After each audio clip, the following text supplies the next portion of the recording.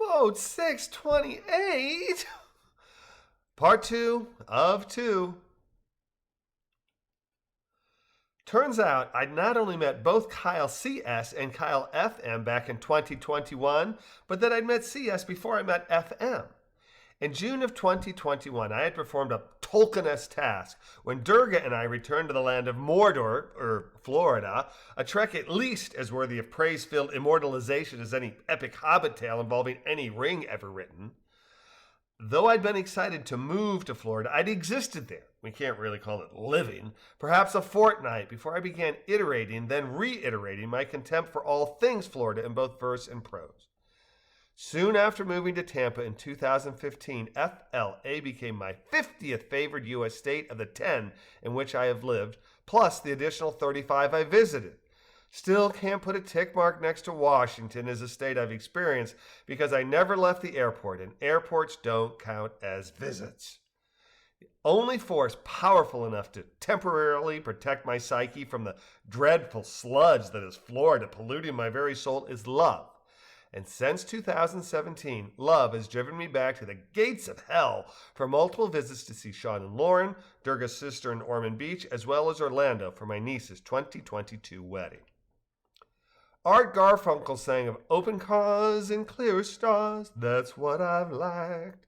But fantasy worlds and Disney girls, I'm coming back. A sentiment which, because it conjures the evil genie Florida to my mind, I hold aberrant, and one that Durga's and my June 2021 trek rescued Sean and Lauren from when we drove down from Raleigh and assisted their Craft Street friends in packing the U-Haul truck with Lauren's and Sean's possessions before I headed north in a car while the GGD drove the U-Haul truck.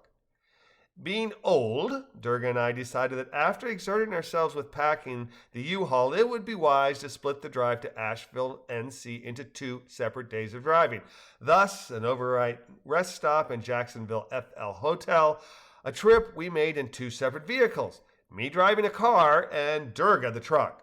Someone's got to man up, and that manning up someone is usually my stalwart mate.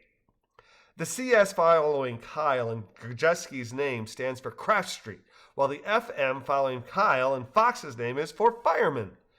Durga and I met KCS when we arrived to help pack up Sean and Lauren's belongings before she followed Sean to Asheville. Followed?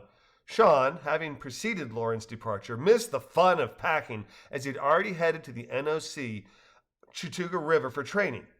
I met Fireman in training KFM at the NOC when I helped Sean move his things to what has been, for the last 3 years, his spring, summer, and early autumn digs.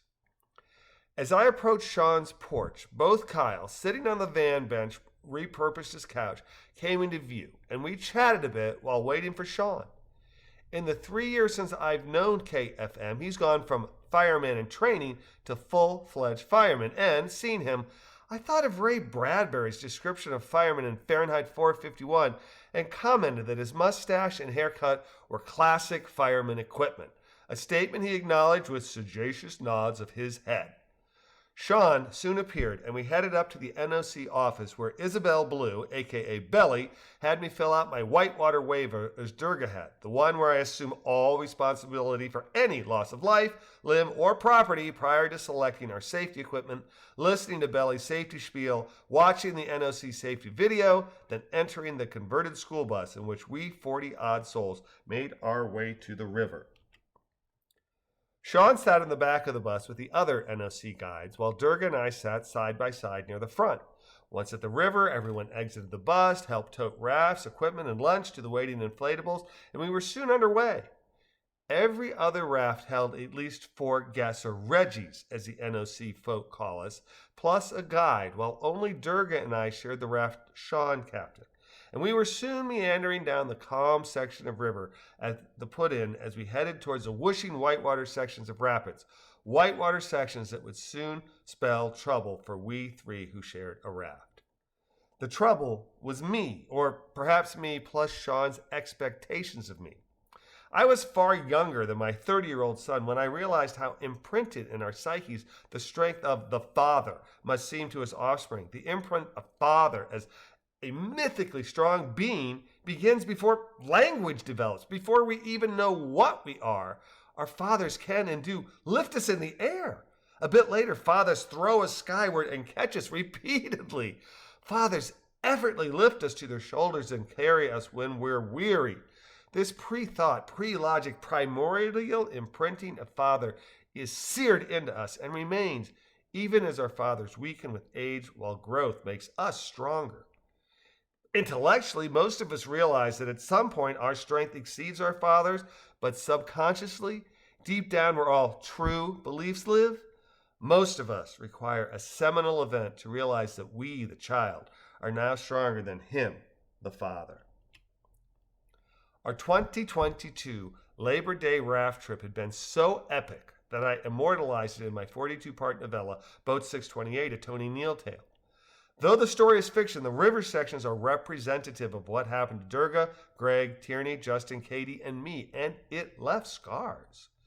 Being married to a goddess, I am required to arise above my fears and try to hang on as she leads, but my body has deteriorated far faster than my bride's, and yea, though I walk through the valley of the shadow of death, I do fear evil. Despite my moniker, Durga is mortal, not goddess, and try as she may, she can only spur me to attempt to try. She may be rod and staff, and she absolutely comforts me, while likewise driving me crazy, but she is incapable of stilling my fears or healing my weaknesses. She merely convinces me to battle on. I faltered many times in our paddle down the river, and Sean became frustrated with me. His frustration was expressed verbally as we traveled down the river, and that frustration became so great that he berated me in front of others, harshly, loudly, in a way no one who is trying but failing should be berated. I took it wordlessly. I uttered not a word. Later, Sean acknowledged that his ego was damaged by my inability to perform in a way he thought I could. He recognized that just the three of us in the raft attempting the more ferocious sections was too ambitious. He apologized, and I absolutely accepted his apology. I watched my father deteriorate. I know what it is to see someone you expect to be strong to become weaker and weaker with age. Love is a binding force, and life is absolutely a journey down a river where we experience many sections of overwhelming whitewater that we negotiate the best we can.